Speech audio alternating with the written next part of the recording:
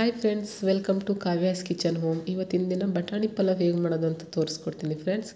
ನೋಡಿ, ಇವಾಗ ನಾನು ಅದಕ್ಕೆ ಏನೇನು ಇಂಗ್ರೀಡಿಯೆಂಟ್ಸ್ ಬೇಕಂತ ಹೇಳ್ಕೊಡ್ತೀನಿ. ಒಂದು ಬೆಳ್ಳುಳ್ಳಿ ಮತ್ತು ಒಂದು 4 ಗೋಡಂಬಿ ಮತ್ತು ಚಕ್ಕೆ, ಏಲಕ್ಕಿ, ಲವಂಗ ಮತ್ತು ಈರುಳ್ಳಿ ಮತ್ತು ಮೆಣಸಿನ್ಕಾಯಿ ಮತ್ತು ಸ್ವಲ್ಪ ಹಸಿ ಬಟಾಣಿ ನಾನು ತೊಳೆದು ವಾಶ್ ಮಾಡಿ ಇಟ್ಕೊಂಡಿದ್ದೀನಿ ಫ್ರೆಂಡ್ಸ್. ನಂತರ ನೋಡಿ, ನಾನು ಶುಂಠಿ ಬೆಳ್ಳುಳ್ಳಿ ಪೇಸ್ಟು ಕೂಡ ರೆಡಿ ಮಾಡಿ ಇಟ್ಕೊಂಡಿದ್ದೀನಿ. ಈಗ ಒಂದು ಸ್ಟವ್ ಮೇಲೆ ಒಂದು ಕುಕ್ಕರನ್ನು ಇಟ್ಕೊಳ್ಳೋಣ. ಕುಕ್ಕರ್ಗೆ ನಿಮಗೆ ಎಣ್ಣೆ ಎಷ್ಟು ಬೇಕೋ ಅಷ್ಟು ಕುಕ್ಕಿಂಗ್ ಆಯಿಲ್ ಸೇರಿಸ್ಕೊಳ್ಳಿ.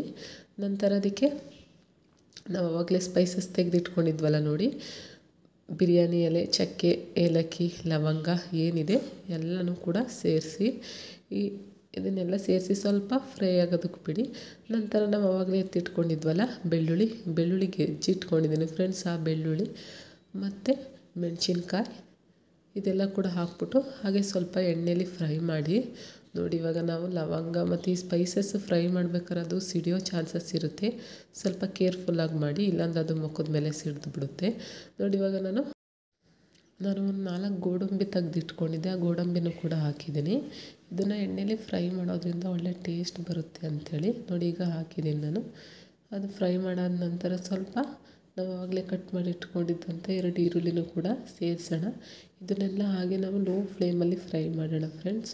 ನೋಡಿ, ಇದು ಬಟಾಣಿ ಪಲಾವ್ ತುಂಬ ಒಳ್ಳೆ ಟೇಸ್ಟಿಯಾಗಿರುತ್ತೆ, ಹಾಗೆ ಕ್ವಿಕ್ಕಾಗಿ ಆಗೋ ರೆಸಿಪಿ.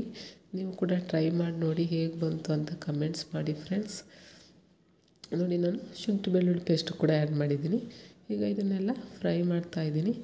ಹಾಗೆ ಫ್ರೆಂಡ್ಸ್, ನನ್ನ ವೀಡಿಯೋಸ್ ಇಷ್ಟ ಆದರೆ ನನ್ನ ಚಾನಲ್ ಸಬ್ಸ್ಕ್ರೈಬ್ ಮಾಡೋದು ಮರಿಬೇಡಿ.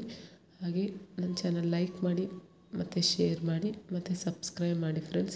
ಹೀಗೆ ಸಪೋರ್ಟ್ ಮಾಡ್ತಾಯಿರಿ ಫ್ರೆಂಡ್ಸ್. ನನ್ನ ವೀಡಿಯೋಸ್ ಎಲ್ಲ ನೋಡಿ, ಯಾರೆಲ್ಲ ನನ್ನ ವೀಡಿಯೋಸ್ ನೋಡ್ತಾಯಿದ್ದೀರಿ ಪ್ಲೀಸ್ ನನ್ನ ಚಾನಲ್ ಸಬ್ಸ್ಕ್ರೈಬ್ ಮಾಡಿಕೊಂಡು ನೋಡಿ.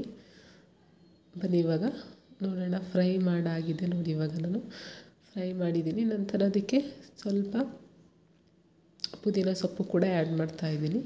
ಪುದೀನ ಸೊಪ್ಪು ಜಾಸ್ತಿ ಹಾಕ್ಬಿಟ್ರೆ ಅದೇ ಫ್ಲೇವರ್ ಬರುತ್ತೆ, ಹಾಗಾಗಿ ನಾನು ಪುದೀನ ಸ್ವಲ್ಪ ಅಷ್ಟೇ ಆ್ಯಡ್ ಮಾಡಿದ್ದೀನಿ. ನಂತರ ಇದಕ್ಕೆ ಹಸಿ ಬಟಾಣಿ ಸೇರಿಸ್ಕೊತಾ ಇದ್ದೀನಿ. ಈಗ ಹಸಿ ಬಟಾಣಿನ ಹೀಗೆ ಒಗ್ಗರಣೆಲ್ಲೇ ಫ್ರೈ ಮಾಡಬೇಕು. ಹೀಗೆ ಎಣ್ಣೆಲಿ ಫ್ರೈ ಮಾಡೋದ್ರಿಂದ ಅದು ಸ್ವಲ್ಪ ಹಾಗೆ ಬೇಯುತ್ತೆ ಮತ್ತು ಅದು ಹಸಿ ಸ್ಮೆಲ್ ಏನಿರುತ್ತೆ ಅದು ಕೂಡ ಕಡಿಮೆ ಆಗುತ್ತೆ ಅಂಥೇಳಿ ನೋಡಿ ಇವಾಗ ಫ್ರೈ ಮಾಡ್ತಾಯಿದ್ದೀನಿ. ಈಗ ಲೋ ಫ್ಲೇಮಲ್ಲಿ ಫ್ರೈ ಮಾಡ್ಕೊಳ್ಳಿ, ಯಾಕಂದರೆ ಅದು ಫುಲ್ಲು ಹೈ ಫ್ಲೇಮಲ್ಲಿ ಫ್ರೈ ಮಾಡಿಬಿಟ್ರೆ ಅದು ಸೀದೋಗಿ ಅದು ಫ್ಲೇವರೇ ಚೇಂಜ್ ಆಗಿಬಿಡುತ್ತೆ. ಹಾಗಾಗಿ ನೋಡಿ, ಇವಾಗ ಬಟಾಣಿ ಫ್ರೈ ಆಗ್ತಾಯಿದೆ. ಇದಕ್ಕೆ ಟೊಮೊಟೊ ಬೇರೆ ಏನೂ ಯೂಸ್ ಮಾಡೋಂಗಿಲ್ಲ ಫ್ರೆಂಡ್ಸ್. ಸೇಮ್ ಇಷ್ಟೇ ತುಂಬ ಕಡಿಮೆ ಇಂಗ್ರೀಡಿಯೆಂಟ್ಸಲ್ಲಿ ಮಾಡ್ಕೊಬೋದು. ನೋಡಿ, ನಾನು ಒಂದು ಸಣ್ಣ ಅಕ್ಕಿನ 2 ಲೋಟದಷ್ಟು ನೀರಲ್ಲಿ ನೆನೆ ಹಾಕಿ ಇಟ್ಟಿದ್ದೀನಿ. ನಾವು ಯಾವಾಗ ಹಿಂಗೆ ರೆಸಿಪಿ ಮಾಡೋದಕ್ಕೆ ಶುರು ಮಾಡ್ಕೊತೀವೋ ಆವಾಗ ಅಕ್ಕಿ ನೆನೆ ಹಾಕಿದ್ರೆ ಸಾಕು, ತುಂಬ ಹೊತ್ತು ನೆನೆಸೋದೇನು ಬೇಡ. ನೋಡಿ, ಇವಾಗ ಅದು ಫ್ರೈ ಆದಮೇಲೆ ಅದಕ್ಕೆ ಸ್ವಲ್ಪ ರುಚಿಗೆ ಎಷ್ಟು ಬೇಕೋ ಅಷ್ಟು ಉಪ್ಪನ್ನು ಆ್ಯಡ್ ಮಾಡಿಕೊಂಡು, ನಾನು 2 ಲೋಟ ಅಕ್ಕಿ ತೊಗೊಂಡಿರೋದ್ರಿಂದ 4 ಲೋಟದಷ್ಟು ನೀರನ್ನು ಸೇರಿಸ್ಕೊತಾ ಇದ್ದೀನಿ. ಒಂದು 3 ಲೋಟ ಹಾಕ್ಕೊಂಡ್ರೂ ಸಾಕಾಗುತ್ತೆ. ನೋಡಿ, ಇವಾಗ ಇದಕ್ಕೆ ನಾನು ತುಪ್ಪ ಕೂಡ ಸೇರಿಸ್ಕೊಂಡಿದ್ದೀನಿ. ತುಪ್ಪ ನಿಮ್ಗೆ ಇಷ್ಟ ಇರೋರು ಸೇರಿಸ್ಕೊಳ್ಳಿ. ತುಪ್ಪ ಹಾಕೋದ್ರಿಂದ ಟೇಸ್ಟು ತುಂಬ ಚೆನ್ನಾಗಿರುತ್ತೆ ಅಂಥೇಳಿ. ನೋಡಿ, ಇವಾಗ ತುಪ್ಪ ಹಾಕಾದ್ಮೇಲೆ ಹಾಗೆ ಸ್ವಲ್ಪ ಮಿಕ್ಸ್ ಮಾಡ್ಕೊಳ್ಳೋಣ. ಮಿಕ್ಸ್ ಮಾಡಾದ್ಮೇಲೆ ಈಗ ಹಿಂಗೆ ಕುದಿ ಬರೋ ತನಕ ಚೆನ್ನಾಗಿ ಬೇಯಿಸ್ಕೊಬೇಕು. ನೋಡಿ, 1-2 ಕುದಿ ಬಂದಾದಮೇಲೆ ನಾನು ಆವಾಗಲೇ ನೆನೆ ಹಾಕಿಟ್ಟಿದ್ನಲ್ಲ ನೋಡಿ ಅಕ್ಕಿ, ಅದನ್ನು ಕೂಡ ಸೇರಿಸ್ಕೊತಾ ಇದ್ದೀನಿ.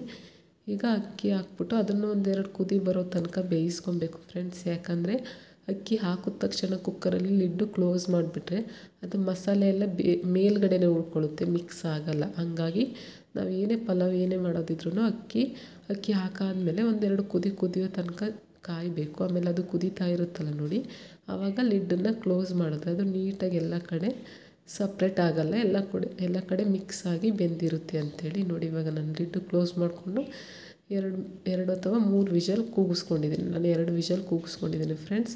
ನೋಡಿ, ಇವಾಗ ಎಲ್ಲ ಆಗಿದೆ, ರೆಡಿ ಆಗಿದೆ ಬಟಾಣಿ ಪಲಾವು. ಹೇಗೆ ಬಂದಿದೆ ನೋಡಿ, ತುಂಬ ಚೆನ್ನಾಗಿರುತ್ತೆ ಫ್ರೆಂಡ್ಸ್. ಹಾಗೆ ತುಂಬ ಟೇಸ್ಟಿಯಾಗೂ ಕೂಡ ಇರುತ್ತೆ. ನೋಡಿ, ಈಗ ಫೈನಲಿ ಬಟಾಣಿ ರೈಸ್ ರೆಡಿಯಾಗಿದೆ ಬಟಾಣಿ ಪಲಾವ್. ಹಸಿ ಬಟಾಣಿ ಸೀಸನ್ ಟೈಮಲ್ಲಿ ಈ ರೀತಿ ರೆಸಿಪಿ ಮಾಡಿ ನೋಡಿ, ಹೇಗೆ ಬಂತು ಅಂತ ನನಗೆ ತಿಳಿಸಿ ಫ್ರೆಂಡ್ಸ್. ತುಂಬ ಚೆನ್ನಾಗಿರುತ್ತೆ, ಹಾಗೆ ಒಳ್ಳೆ ಟೇಸ್ಟಿಯಾಗೂ ಕೂಡ ಇರುತ್ತೆ.